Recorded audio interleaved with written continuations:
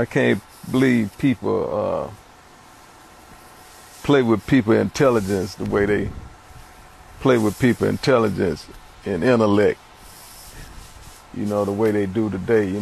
People are telling lies for a living. You know what I mean? You know what's a sucker to me? A sucker is a nigga who pick who he fight with. Right. Like if you see it and you I'm not going because this. I won't fuck with him, but I'll fuck with this one. Yeah, I think I can take him. Body. No.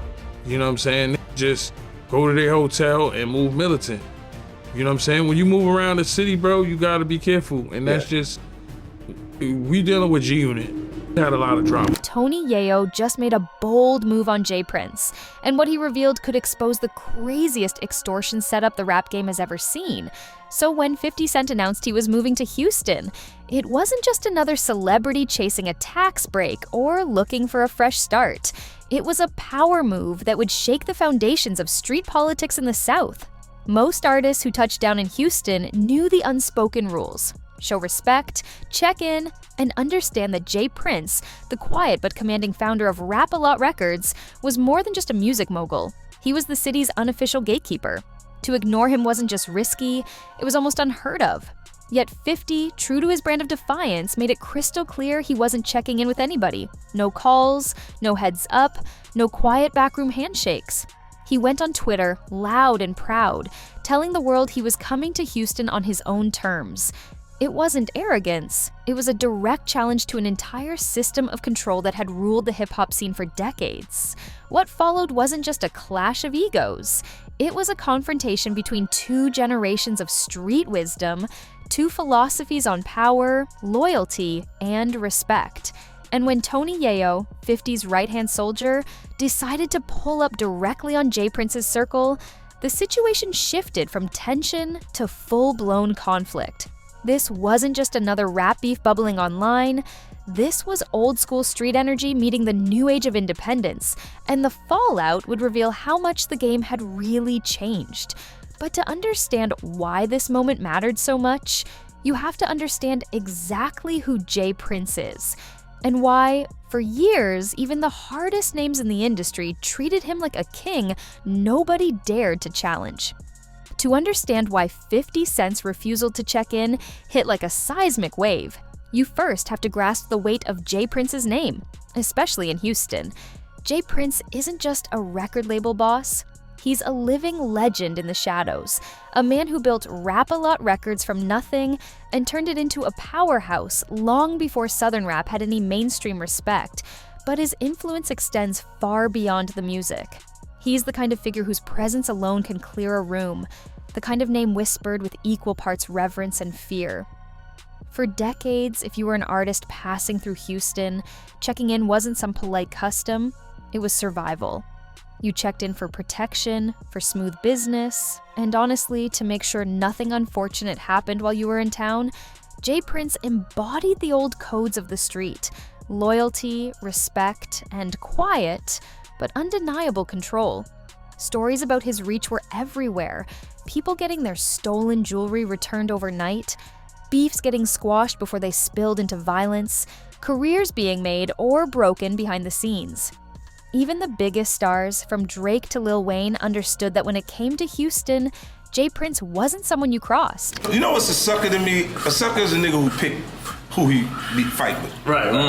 Like if you see it and you I'm not going because this. I won't fuck with him, but I'll fuck with this one. Yeah, I think I can take him. His power wasn't loud, but it was absolute. And that's why 50's move wasn't just disrespectful, it was revolutionary. Most would have at least made a courtesy call, shown some symbolic respect just to keep things smooth. But not 50. He wasn't just stepping into Houston without bowing, he was daring the whole city to check him if they could. And that kind of audacity meant the situation was bound to escalate fast, especially once J Prince's circle caught wind of the blatant snub. What 50 triggered wasn't just personal, it was cultural, and the reaction from the old guard would be anything but quiet. When 50 Cent made the decision to leave New York behind and set his sights on Houston, a lot of people thought it was just a smart business move. And in some ways, it was. Houston offered lower taxes, a booming entertainment economy, and a chance to plant the Branson Cognac flag deep in Southern soil. For an entrepreneur like 50, it made perfect sense. But anyone who knew the undercurrents of hip-hop politics could see there was way more going on beneath the surface. Houston wasn't just another city. It was a stronghold where unwritten rules still mattered, where figures like J. Prince weren't just respected, they were embedded in the fabric of how things operated. Moving there without playing by those rules was seen as straight-up disrespect, almost like setting up shop in someone's backyard without asking. And 50 didn't just move quietly, he blasted it on Twitter like a war drum, making it crystal clear he was coming on his own terms. No middlemen, no blessings needed. For someone like J. Prince, who had spent decades maintaining order in his city, this wasn't just a celebrity relocation, it was a public challenge. 50 wasn't just moving into a new market, he was planting a flag in territory traditionally controlled by others, and he was doing it without even pretending to ask permission. It was the kind of move that could only come from someone who genuinely didn't care about stepping on toes. And the message it sent was louder than any diss track. The old rules didn't apply anymore, at least not to him. But the real question wasn't just how J. Prince would react. It was who else in Houston might feel obligated to remind 50 that some lines weren't meant to be crossed. The moment word got around that 50 Cent had touched down in Houston without checking in, the energy shifted from curiosity to tension almost overnight. It wasn't about formalities, it was about respect, survival, and a certain invisible line that 50 had stomped across with both feet. Behind closed doors, conversations started happening fast. Whispers that J. Prince's people expected 50 to make it right, to acknowledge the street rules he had so publicly ignored. But if anyone thought 50 was going to apologize or backtrack, they clearly didn't know who they were dealing with. 50 didn't just refuse to check in, he doubled down, moving even louder, showing up at events, promoting his brands, and making appearances without a hint of fear.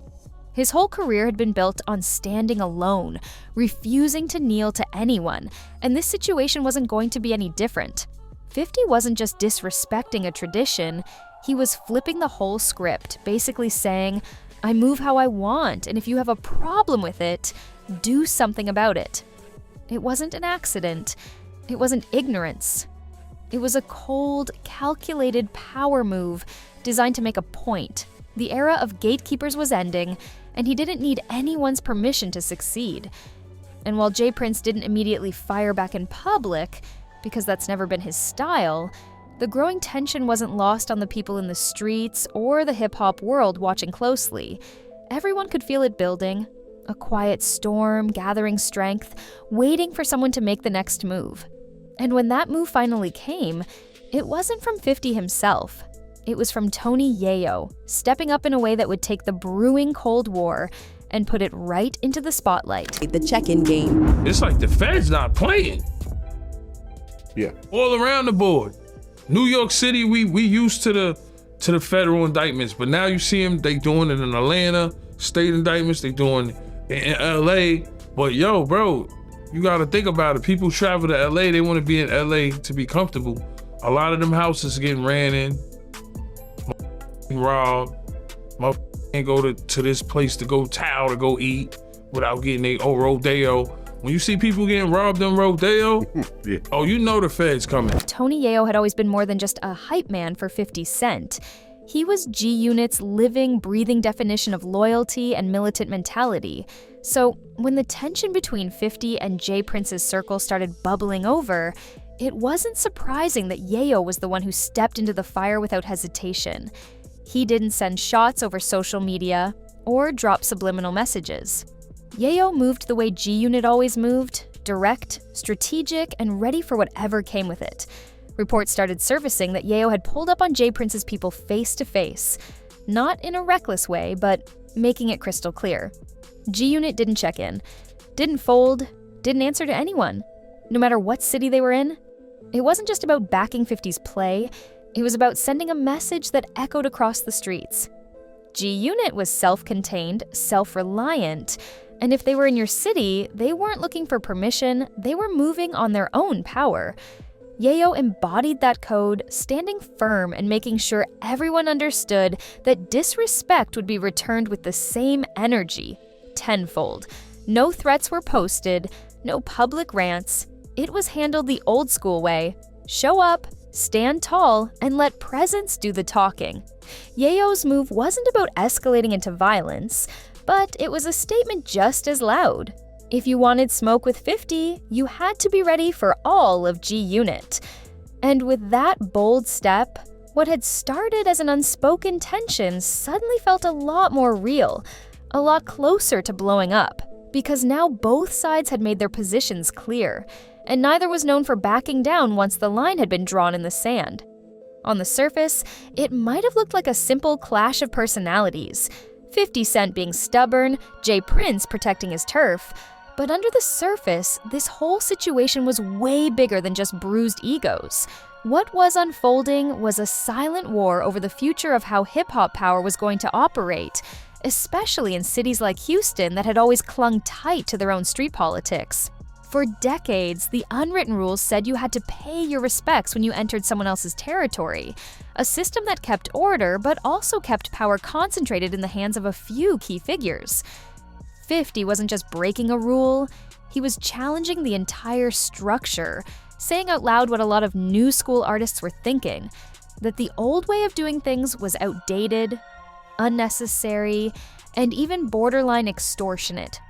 By refusing to check in and having Tony Yayo double down with real-world action, 50 wasn't just disrespecting Jay Prince personally, he was throwing a grenade at the whole tradition of regional gatekeeping. It sent a clear signal that a new generation of independent moguls wasn't going to play by rules written decades ago in backrooms and street corners. They were building their own security, making their own alliances, moving with money and lawyers instead of just muscle and loyalty. And that cultural shift was terrifying to the old guard, because it meant their influence was shrinking whether they admitted it or not. This wasn't about one move to Houston anymore. This was about whether the entire old school system would survive in a world where artists like 50 Cent weren't afraid to say, "I respect history, but I don't owe you anything." What made the situation even more volatile was that in Houston, ignoring the rules wasn't just a matter of bad manners. It could easily turn into something life-threatening. There was a long history, whispered about in every corner of the industry, of artists who failed to show proper respect and ended up getting robbed, pressed, or worse. Houston wasn't a city where you could bluff your way through. It had real wolves, real politics, and real consequences for missteps. By refusing to check in and moving loudly about it, 50 Cent wasn't just risking beef with Jay Prince. He was potentially inviting anyone looking to make a name for themselves to test him. People close to the situation quietly acknowledged that when you come into a new city and don't align with the local powers, you're fair game for setups, jackings, or other unfortunate incidents that can happen quickly and quietly. And it wasn't just the threat of random street beef, it was the silent, organized kind. The kind where you don't even see it coming until it's too late. 50 knew all of this. And so did Tony Yayo, which made their refusal to back down even more gutsy. They weren't just betting on their own toughness, they were betting on their strategic movement, their ability to move heavy and smart, always being ready for whatever might pop off. But the risks were real, and the tension wasn't just online theater. It had the potential to spill into real-world violence at any moment. Everyone watching from the sidelines knew that while rap beefs often stay lyrical, this particular standoff carried the scent of something older, something way more dangerous, lurking just below the surface, waiting for one wrong move to ignite it. If you zoom out from just 50 Cent and Jay Prince, this whole situation shines a spotlight on something much bigger happening in hip-hop right now. A quiet but unstoppable shift in how power, respect, and influence are handled. For decades, the game was ruled by local bosses who controlled their cities like kingdoms. And if you wanted to move safely, do shows, or even just pass through, you had to play by their rules. But the new generation of artists and moguls isn't built like that anymore. They've got their own security teams, their own private jets, their own businesses operating at a level that's bigger than any one city's underground politics. In the old days, checking in was about survival. Now it feels to many like an outdated toll booth that no longer serves a real purpose except to preserve old power structures. 50 Cent, being one of the earliest artists to fully embrace the independent boss mentality, was just making public what a lot of people had already started feeling behind closed doors, that the era of regional gatekeepers was dying, and that success was now about strategy, branding, and global movement, not about street alliances. His refusal to check in didn't just challenge J. Prince, it symbolized the evolution of hip-hop from a neighborhood-driven culture to a worldwide empire where the biggest names answered to no one but themselves. And even though most younger artists wouldn't have dared to be as blatant as 50 was, you could feel the wave of change ripple through the industry. A silent nod from everyone watching, knowing that the old rules weren't just being broken, they were being left behind. Looking back at the way 50 Cent handled the Houston situation, it's clear that this wasn't just a flash-in-the-pan act of rebellion. It was a deliberate move that left a lasting stamp on the culture. 50's entire career has been a masterclass in controlled defiance, from his early days battling industry giants like Murder Inc. to outmaneuvering corporate suits who thought they could box him in. And his refusal to check in with J. Prince was just another chapter in that same story. He didn't just talk about independence, he lived it. Even when the stakes were real, even when the silent threats lurking behind the scenes could have ended badly, and Tony Yayo's willingness to stand 10 toes down alongside him only reinforced the message. Loyalty, strategy, and fearlessness were still alive in a game that often rewards playing it safe. The lasting impact of this moment wasn't just about bruised egos in Houston or a potential street war that never quite materialized. It was about planting a flag for a new way of moving in hip-hop, one where artists could demand respect without paying an invisible tax to the old guard. Whether people agreed with 50's methods or not, the truth is undeniable. He forced a conversation about power dynamics that had gone unchallenged for far too long. And even now, years later, you can see echoes of that moment every time a new artist steps into a city without checking in, every time someone builds an empire without asking for permission. 50 Cent didn't just survive the old system, he bent it around him, and in doing so, he showed a whole generation that real power isn't given by gatekeepers. It's taken by those bold enough to seize it. In the end, the story of 50 Cent, Tony Yayo, and J. Prince isn't just a moment frozen in hip-hop history. It's a reminder that every era eventually gets tested, and not everyone survives the shift. Street codes, traditions, and silent agreements that once seemed untouchable can be shattered in an instant by someone bold enough to challenge them without flinching. 50's refusal to check in wasn't a random act of disrespect. It was a calculated statement that the new wave of moguls doesn't owe anyone anything except success on their own terms. It's a philosophy that has rippled far beyond Houston, touching every corner of the industry where young artists are building brands, stacking millions, and moving through the world without asking for permission from anyone. J. Prince's legacy remains powerful, no doubt about it. His name still carries weight in ways most people can't even imagine. But what 50 Cent exposed was that influence has to evolve to survive, and that respect today isn't earned by fear alone. It's earned by relevance, by impact, by what you build with your own two hands. The culture shifted in that moment, whether people wanted to admit it or not, and the old map of the music game was forever redrawn. In a world where loyalty still matters, but blind obedience doesn't, 50 didn't just relocate to Houston, he set off an earthquake that's still being felt in every move artists make today. And maybe that's the real legacy of all this. The understanding that true power isn't demanded.